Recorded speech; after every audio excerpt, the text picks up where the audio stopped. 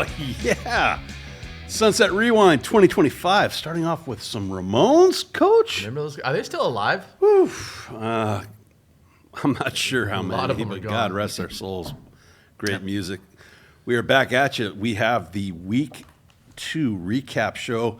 Teams of Sunset Rewind went 5-2 this week, but it's almost kind of one of them had to lose because you had Marina and Fountain Valley against each other. But pretty good week for Sunset Rewind. So And the other loss was a nail biter. So yeah, they're all playing Newport good ball Harbor. right now. So want to jump right into it? Let's get into it. Let's start with some Thursday night action. This was the game I was at. We had Fountain Valley on the road. I use that term loosely because it's about 2 miles away from their campus. But Marina was hosting early on, all defense. Marina would try to go deep, but Jack Chavez, Mr. Everything for Fountain Valley, would get the interception.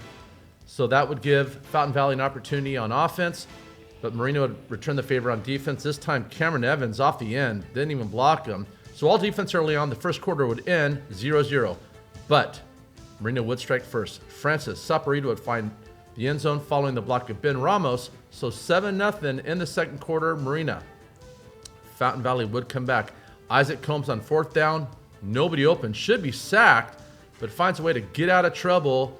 Turns a sack into a first down. The drive would continue. This time, Isaac Combs would follow 3 blockers. This is like Trey on steroids. All 3 of the backs pull. He'd get outside. And so we got a 7-7 ball game. But Marina would come back. This time, Francis Saporito would roll to his right, set up, and find Shea Putney in the back of the end zone, making the leaping catch, beating 3 defenders. So Marina would take a 14-7 lead in the second quarter. However, Valley was not done. Raymond Dillon on the end around. Great play. The whole defense bites. He's going to rumble, bumble, stumble down into the red zone. Fountain Valley couldn't finish the drive, but they would get a field goal attempt this time from Jack Chavez, who had the earlier interception. So at halftime, we got a 14-10 ball game. Anything can happen. Third quarter was all special teams. Marina would come out with the surprise onside. Bishop Sure would recover it. They would drive, but have to settle for a field goal attempt. It would be blocked. This time, Jack Chavez, again, Mr. Everything, would block it. Fountain Valley would have to punt, but that would be blocked. The ball would roll into the end zone, recovered by Fountain Valley, so that's a safety. So 3 huge special teams plays in the third quarter. Well, here's play number 4 on special teams. The ball goes over the head of the punter. It would get blocked. Recovered by Marina, and from there, Fountain Valley on defense. They would pound the ball. Ben Ramos on the 12-yard touchdown run would put Marina up 23-7. That would be the final. They'd go on to run out the clock in the fourth quarter. So the Vikings get a nice little rivalry win, and they improved to 2-1.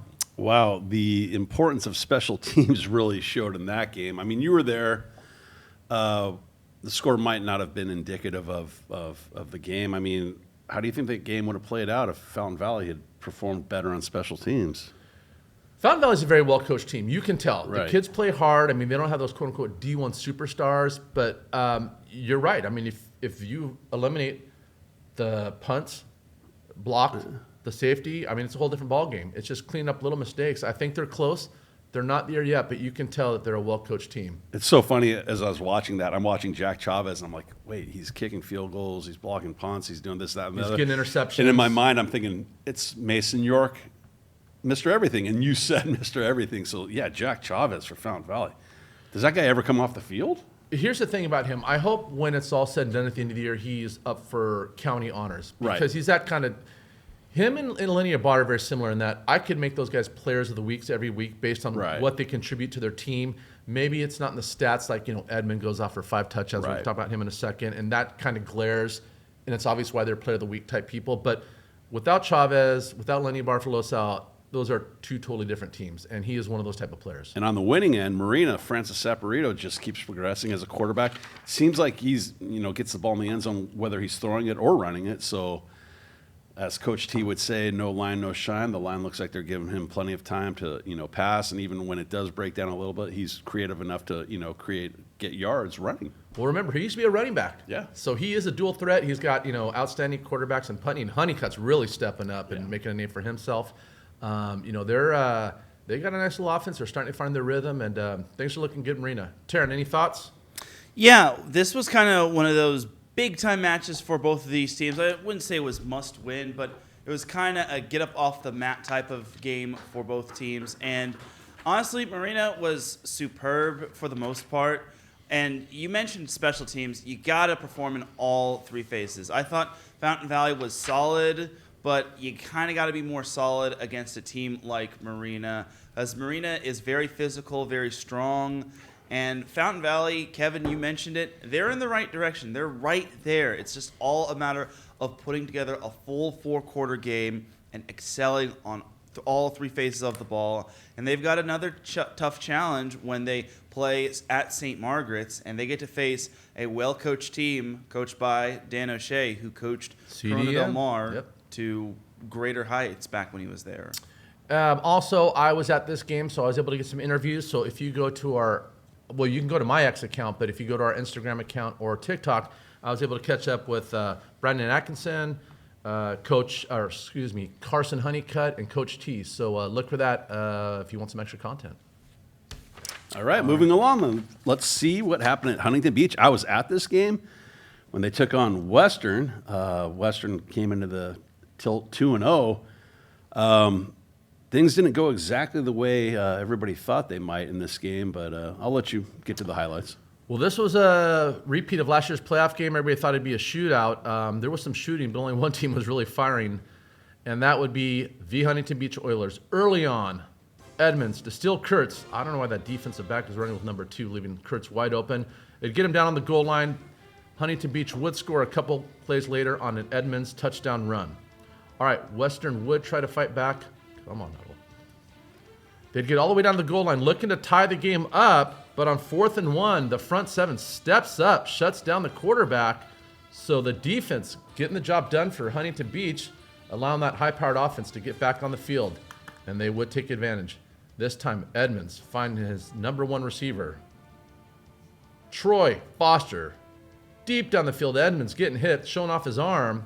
So I was going to Ohio State, puts the ball right on the money into the end zone. So at the end of 1, it was 14-0 Huntington Beach. Western would battle back. They've got a high-powered offense too. Chance Thomas is going to step up in the pocket, shows off his arm, a 55-yard bomb down the middle of the field, gets behind the defender, but it was a nice tackle, touchdown-saving tackle. But Western would continue the drive. This time, Chance Thomas is going to call his own number. He's going to drop back. Nothing there, so he has the wherewithal to tuck the ball under and get into the end zone. So in the second quarter, it's 14-7. Western hanging around, keeping this thing competitive. But Huntington Beach would just keep it going. Brady Edmonds to Dylan Bruce on the rollout, just whips that thing. He's about 10 yards past the defender. Too easy. So just like that, in the second quarter, it's 21-7 Oilers. Now, on defense, quarterback, I think he opens up the wrong way and just takes a shot.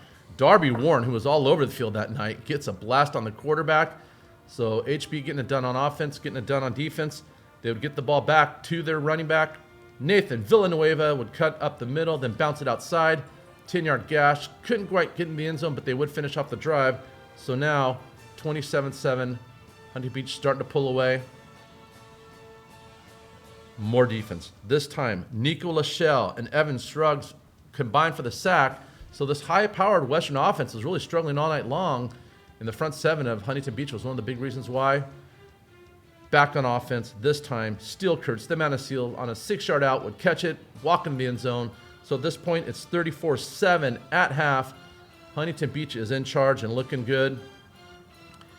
In the second half, more offense. This time, again, Steel Kurtz on the out route. The man is still getting into the end zone, and now it's just starting to get away from Western. And just to finish things off, Brady Edmonds would find Dylan Bruce on the 6-yard skinny post. Huntington Beach would go on to win this one 48-7, improved to 2-1, kind of atoned for last week's slip-up, and things are looking good in Oilerland. I mean, I know I picked Huntington Beach to win that game, but I really didn't anticipate 48-7. But it was a great game, great atmosphere. You know, I spent the first half on the field, the second half up in the booth. You know, Dominic Lorenz, Ron Miller, Dan Trung. Saw Kent Beckel, the Western team, broadcast team there.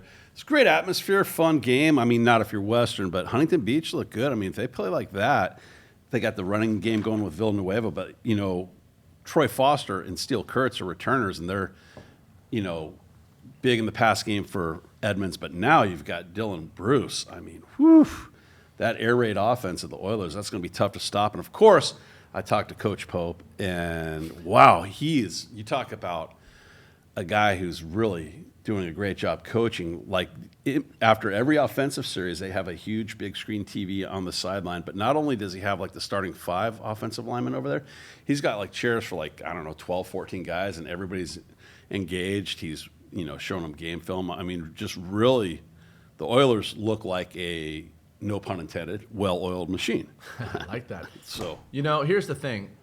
Western is a very good team. They got a lot of guys in the top 150. I know Huntington Beach made them look very average, but maybe that's just how good Huntington Beach can potentially be. Yeah. In a lot of ways, I think that Chibuco Hill's loss was the best thing that could have happened to them. I don't go to their practices, so I don't know the mindset of the team, but sometimes, you know, you start reading the press clippings, you start believing that you're all those things people think you're going to be, and sometimes you need to kind of be put in check. And so this was a wake-up call. This is the kind of Huntington Beach team I was expecting to see. And so now they just got to get back to work. You know, they've kind of ride the ship. Now just keep it going next week against Leinert's kid, Redondo Union. But we'll talk about that more in the fan zone. Taryn, thoughts? Yeah, this was definitely a result I was not expecting. I was very impressed with how Huntington Beach responded. And Mo and Kevin, you both said it best. The defense is absolutely humming very well. Their defense, I think, has been probably their biggest strong suit. And their offense had a massive bounce back game after being limited to just 19 points. And that's a massive win right there. Not just a massive win, a character win for that matter. I mean, yeah, they wound up winning by 40 plus, but honestly, Western is a good team, really good team. They were 2-0 coming in. They had 2 comebacks. We didn't know which Huntington Beach team we were going to get, but Huntington really lit it up, and they really performed well. Now it's all a matter of what they'll do going forward, starting with Redondo Union and beyond. So look for some social media interviews, too. I caught up with Dylan Bruce after the game, and Darby Warren and Troy Foster. I believe the Troy Foster interview is already posted. And the Dylan Bruce and Darby Warren interviews should be posted to our social media accounts soon. All right. Let's move up the 405. This time, one of the big games of the week, Los Al at Serra. I'm going to front load this. The film I got, was weird. Up until about the end of the first half, it was normal sideline stuff, and then it just went pure end zone from the ground, which I cannot use. Where have I heard this for before? Highlight. I know, right? So I'm going to have to, midway through this breakdown, switch to a different camera. So just bear with me. I'm giving you a heads up. And you'll see it. And it looked like the other one was recorded with a VHS. You know, it's got record in the upper right-hand corner. You'll see it. Okay, but regardless. The timestamp. Great ball game. 2 top teams in the state. Los Alamitos at Serra. Early on, Los Alamitos would strike first when Camden Tillis would take the ball up the gut following that big offensive line. So Los Alamitos would get out to a 6-0 lead on the road. But Serra's a solid team. They'd come back. Nicholas Johnson's going to pull it, finds the gap, bounces to the outside. And so first quarter, they would take a 7-6 lead. But Los Al would continue the offensive pressure. This time Colin Creason is going to find his wide receiver on a screen. Nice job by the offensive line blocking downfield. This would allow the drive to continue. And then from there, Creason, a 12-yard pass to the D1 tight end Beckham Hoffland in the back of the end zone, allowing Los Alamitos to go up 13-7. All right, now this is where I've got to switch on the next play. Okay, Nicholas Johnson would keep Serra in the ballgame at this point. He'd get the touchdown on the scramble. It would be 19-14, so anybody's ballgame. So now this is where it gets a little weird. Closing minutes of the first half, Los Al's going to punt the ball. The return man would get a hand on it, so we got a live ball. He would recover, but because he recovered in the end zone, that's a safety. So Los Al would get a free 2 points. They'd get the ball back, and then Mr. Everything, Lenny Ibarra, is going to outjump 2 defenders, one of which is going to USC, catches it, So now at halftime, Los Al would take a 28-14 lead into the half. In the second half, Serra tried to come back, but it's not happening. Jackson, Rambo Ranger, the force of freedom, gets the strip, the fumble, the recovery, the touchdown, running into the end zone, doing it for America, doing it for Los Al. At this point, Los Al starting to pull away. Serra would try to come back, but any possibility of a comeback was going to be shut down real quick because Kason Miller, the defensive back's going to jump the route, intercept it, take it down the sidelines. Couldn't quite get into the end zone, but he'd set up shop in the red zone. From there, the offense, Colin Creason's going to pull it, nice read, goes into the end zone. So Los Alamitos goes up 41-14. That'd be the final. The Griffins go on the road and give a good Serra team a classic beatdown. What can we say about those gutty little Griffins? That the importance of all three phases of the game lead to success. The Griffins, offense, defense, special teams, getting it done in all three phases, and look what happens when you address all three phases of the game. The Griffins look amazing. They're 4-0 right now, and I'll let you know a little secret. Well, it's not a little secret. They're going to be 5-0. St. Paul this week, I mean, we'll talk about that more in the fan zone, but the Griffins are going to move to 5-0. This was the big game on their schedule of their non-league, games. I think this was like Serra. Serra's legit. Serra had outscored their opponents, 73-0 in the first two games. This was the one where we were saying, like, hey, if Los Al gets a victory here, they're pretty good, and I'm going to say they're pretty good. They are legit. Well, a couple things. Remember, Serra knocked them out of the playoffs 2 years ago. Right. Last year, they clocked them. Yeah. And, I mean, the conventional thinking was, hey, this is a team that's got Los Al's number. But, boy, they're exercising some demons, they being Los Al. You're right. Offense, they're playing outstanding. Wow. Defense, they're playing outstanding. Special teams, they're making huge plays. And even the coaching, I mean, every week when I watch their film, they're doing different things. They're not one of those teams like, okay, this is Los Al, this is what they do. They're being very creative and mixing things up, especially on defense. And, they're 4-0 against quality teams. And the number one thing about this team, so Beckham Hoffman, the tight end, his mom's a teacher at Lee. My kids go there. They had her.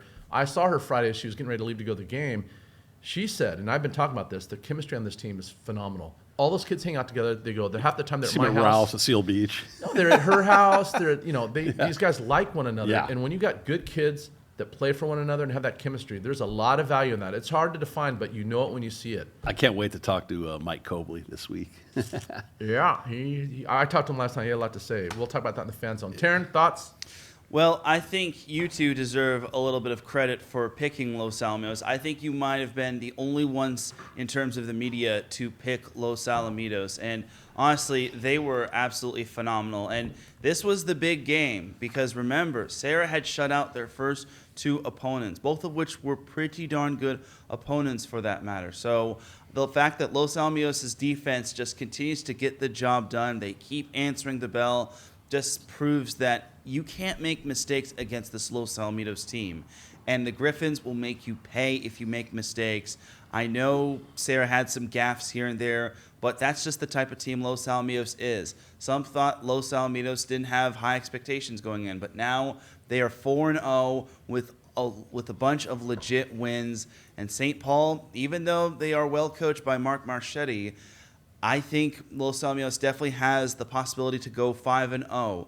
And the best part is for Los Alamitos, all their wins are on the road. Now they get to go back home to their field and they get to play their game, and it's basically their armed forces night as well. Los Al, don't fall into the trap. I know Right. everybody's thinking, oh, well, now they're home. Now this team's 0-3 that they're playing. This is an obvious win, but they just got to get back to work on Monday, okay? What's done is done. Each week is a new challenge. And believe me, St. Paul has these guys circled on their schedule. This is a big opportunity for them to get off the map. So Los Al, you got to come locked and loaded and focused. And if you do, yeah, I like them to continue their winning ways. Real quick, Emma Verns, she got some interviews. So again, go to our X account, or Emma's X account, also on what are the other social medias? Instagram, X, and TikTok. She got Gavin Barrera, Camden Tillis, and Logan Moore. So if you want to see a little extra content, check them out. Thank you, Emma. All right. Edison. The Chargers, we're at home hosting Lakewood. Let's get into it.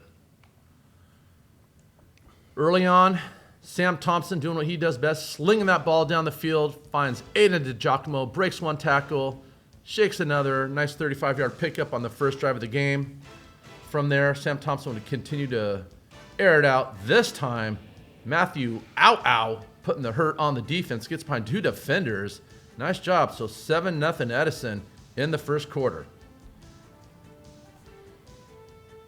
Edison would continue their offensive barrage. This time they would do it on the ground. Blaze Burwell, nice gash up the middle, running through defenders, trucking defenders. So Edison would continue to move it. They couldn't score in the end zone, but would it set up a field goal? So second quarter, Edison takes a 10-0 lead, looking good early on.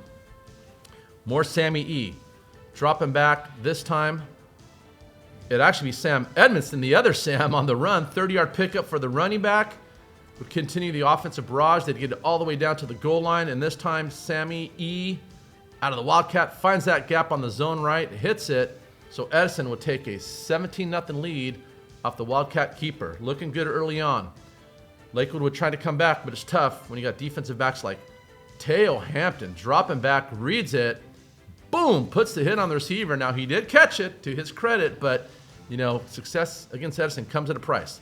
That would be the score. Halftime 17-0. Again, coming out aggressive. Matthew shaking one defender, using the speed, pulling away. So now Edison would go up 24-0 in the third, looking good, in control. Any chance that Lakewood had of coming back would be put away because of the defensive back, Jordan Pelez. I swear, he got an interception at this very spot last week. It's going to drop back. Just throws it right to him. A great pick, I guess, but it's pretty hard not to intercept him when they throw it right at you. But hey, a pick's a pick. So the defense would set up the offense. Now we're in the fourth quarter. More Edison, Sam Thompson to Matthew again, putting that hurt on the defense. Edison would go on to win this one 31-0. And typical Edison win, they're like blue-collar union workers. They clock in, they do the job, they clock out. 3 touchdowns from Matthew Observations, he's wearing number 81, so Mason York's number. And another thing I've noticed, and it's early in the season, so it may not be, on people's radars yet, but 38-yard field goal. They lost a great kicker, Nico Bammer, last year, but they've replaced him. So that's the thing about Edison. They graduate all these great players, Mason Yorks, Julius Gillix, they move on to college, Nico Bammer, even in the special teams with a guy like Bammer, and they just have guys who are ready to play, and they fill those spots, and it's just Edison just keeps rolling on. They're so consistent. That's the thing with Edison. They're just so consistent. It's so funny at the high school level. I can't tell you how many times with all the teams we've covered, it's like, well, how are they going to replace this guy? Yeah. How are they going to replace this guy? But that's high school football. Yeah, you lose your stud seniors, but that's why you bring in freshmen, you train them, you groom them, you prep them, and then it's like next man up. And so, Edison is one of the most consistent programs in the county. This goes back to the 70s. So just another, workman-like performance, and they just check in and check out. It starts with their coaching staff. That's Bill Workman, Dave White, Jeff Grady. It's just like that's just the Edison way. And they're just so clean. They're so easy to watch on film. It's like almost pleasing to my eyes, just the way their schemes, the way they block. I see everything they're doing, and they execute well. They don't do a lot of crazy things, but they're very good at what they do. They're great at what they do. Yeah, so shout out to the good little child. Go ahead, Taryn. Yeah, this was a very good bounce-back game, and Lakewood is a solid team. We don't know what Lakewood team we were going to get, but Edison knew they needed to bounce back, especially after having a heartbreaking loss.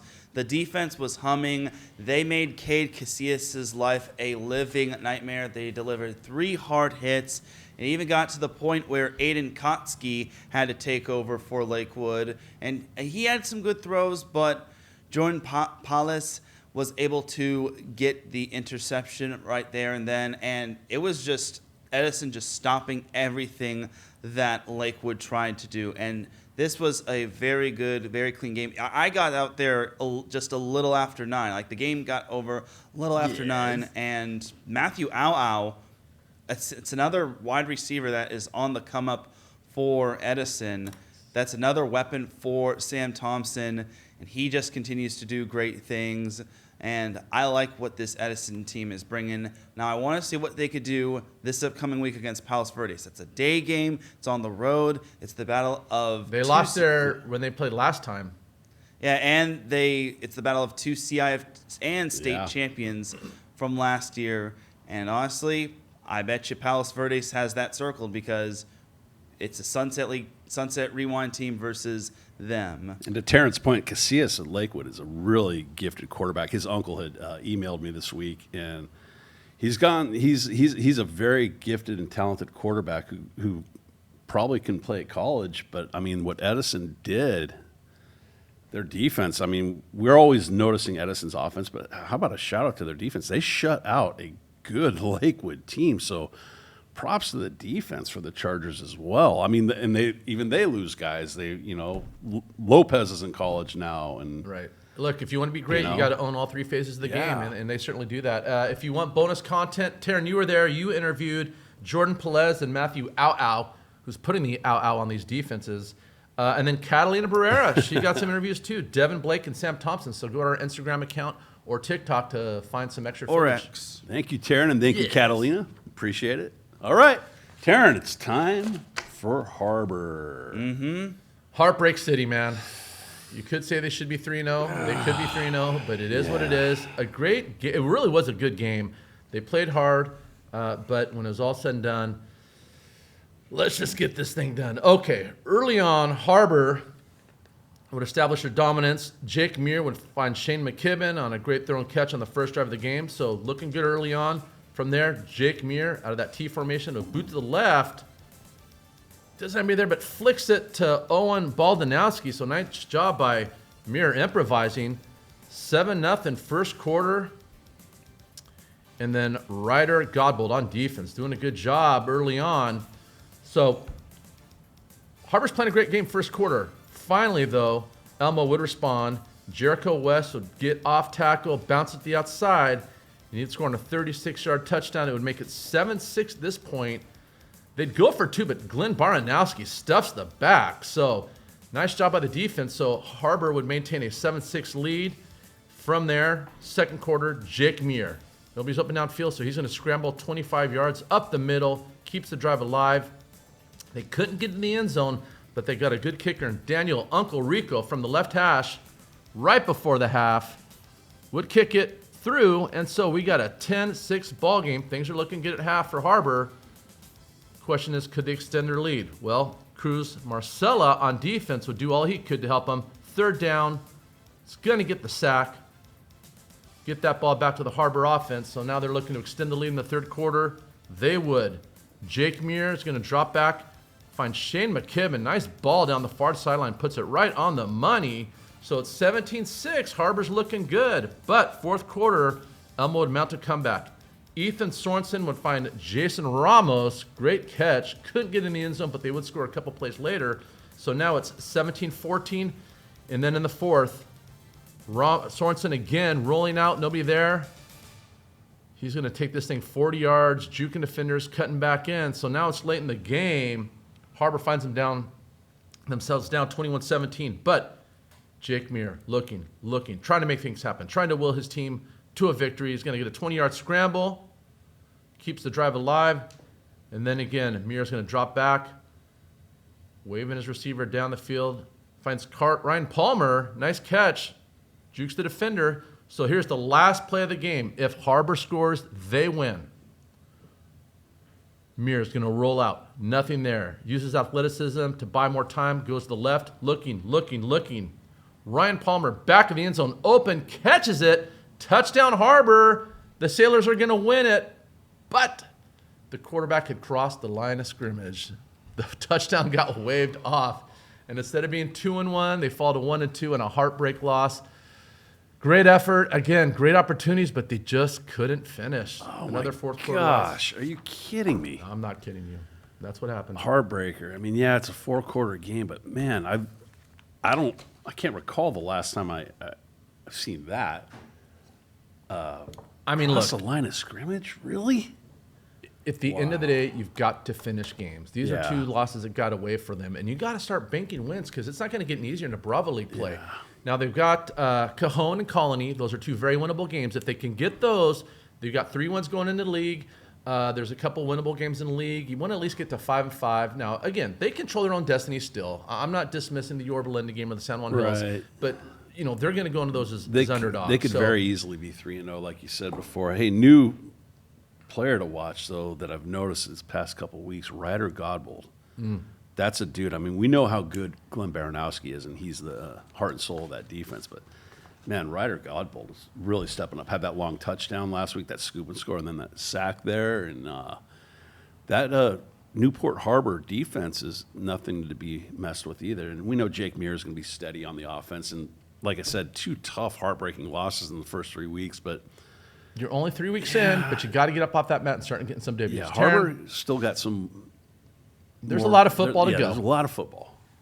Yeah, that's just such a tough way to lose. I mean, that's kind of the big risk when it comes to using your legs and being a mobile quarterback. Just if you don't find your awareness in terms of the line of scrimmage, your completion will get waved off and you'll get a penalty and whatnot. So it's a tough loss for Newport Harbor, and I will echo the statement. Newport Harbor should be 3-0. They just need to learn to stop with the gaffes in terms of the final drives and whatnot. And this is a solid Newport Harbor team. They just got to learn to put together a full 4 quarters, and they have to, again, be solid on offense and defense. The previous week when they faced Lancaster, both were humming like an engine. Now it's like both were kind of like at 50, maybe 60%, and you just can't do that when you're on the road against El Modena. Again, El Modena was hungry for its first win, so I don't want to say that Newport, I think, maybe thought that this was going to be a fairly easy game, but Elmo was hungry for a first win. They didn't want to disappoint their fans, and they didn't. So Newport Harbor, they have a quick turnaround. They have a short week, Thursday game against Cajon. They have a freshman quarterback. Let's see how Newport responds. So all in all, a good week in the Sunset Rewind. 5-2, could have very easily been 6-1, but is what it is. That's what happens. It's football. It's the ball takes funny bounces. It's a funny game. It's a great game, but Real still. quick, Taryn, what was their record the year they won CIF a couple years ago? 3-7. In a different situation, different circumstances, but if they can just get enough wins to qualify for the playoffs, they have the talent to make a run. Again, we're talking CIF, and that's a long ways away. But I just don't want these kids to get down or give up, and I don't think they're going to because they're too talented. There's a lot of opportunities to fix this. I think they will. Stay tuned. All right, Taryn, what did we miss? You missed Corona Del Mar, that's for sure. Thank you for bringing that up, Okay. Taryn. That's why we pay you the big bucks here. Right. I called Hedig Friday. So those of you who don't know, they played a Saturday game with like an 8:30 kickoff. There is a showcase that they do. We did it with Cypress a couple years ago where they play a bunch of games over 2 days and they kind of stagger them. I said to Hedig, listen, I know you're not going to get back till late. If you can somehow get me the film Saturday night, I'll stay up late and break it down. But by the time the game ended, then they got to get back to the office and upload it. And the thing was a blowout. So it wasn't really even worth their while to up. They might not even watch the game on Huddle. So I can just tell you, they went off. It was like 48-0 at half. The final was 55-0. Unless you like watching blowouts, there wasn't a lot to see. But it was on NFHS, so I guess you can go back if you have an account there and watch the highlights. But Haddock said he would try to get me the film, and I just explained to him, hey, right now it's 7 a.m. on a Sunday, and we're filming. So I just, if I don't get it by Saturday, I just can't use it. So thank you, Coach, for making the effort. Haddock's always been cool with us. But we'll get them next week. Next week's their big test, actually. Right. So we'll talk about that more in the fan zone. But, hey, 3-0 for CDM. Nice job, Sea Kings. Anything else? Mo, you said 41-14 was the final for the Low Sal game. It was actually 42-21. Tomatoes. That's all? That's it. That's all? Hey, Low Sal rolled. That's all That's matters. pretty good, Coach. Yeah, I'm getting better. Yeah, all right. So, That's why we special pay you the thanks big bucks. to Cole Menzinger and the great crew we have here, and Emma Verns and Catalina Barrera. And also, please, we're trying to get to 10,000 subscribers this year.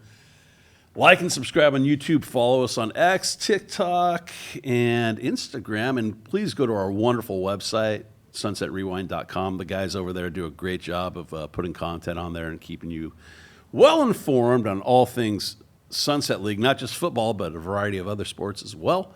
So we appreciate the support. Another week in the books. Coach, crushed it again. You're the best in the business at breaking down film. I will put you up against anybody. Not Taryn. He's better than me. Thanks I'll have for to joining take a challenge us. flag on that. All right. Have a great week, everyone. We'll see you next week. Take care, and God bless.